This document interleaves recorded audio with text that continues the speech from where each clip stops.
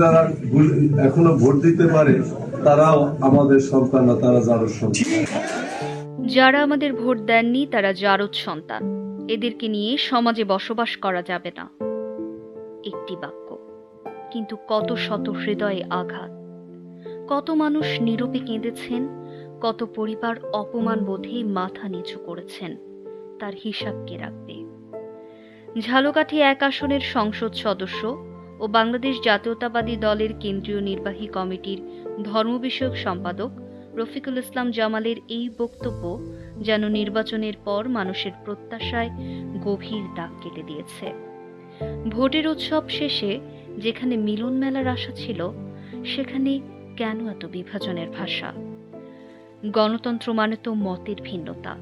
কেউ এক দলকে ভোট দেবে, কেউ অন্য দলকে। এই বহুমতের মাঝেই রাষ্ট্রের সৌন্দর্য।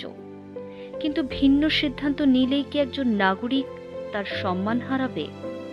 কেবল ভোটের পছন্দ আলাদা হলেই কি তাকে সমাজচ্যুত ভাবা হবে?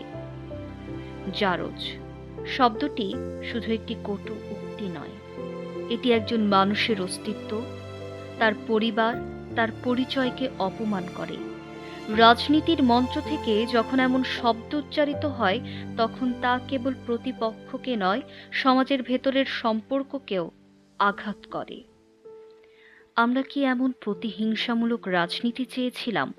আমরা কি এমন বিদ্বেষে ভরা ভাষার বাংলাদেশ চেয়েছিলাম? অথচ অন্য এক দৃশ্য তো আমরা দেখেছি।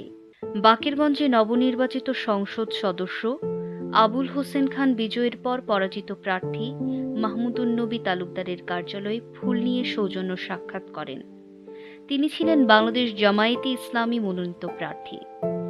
সেখানে ছিল রাজনৈতিক ভিন্নতা, কিন্তু ছিল না শত্রুতা, ছিল মতের দূরত্ব, ছিল হৃদয়ের কাছে আসা। নির্বাচন শেষ হয় একদিনে, কিন্তু কথার আঘাত থেকে যায় অনেক দিন।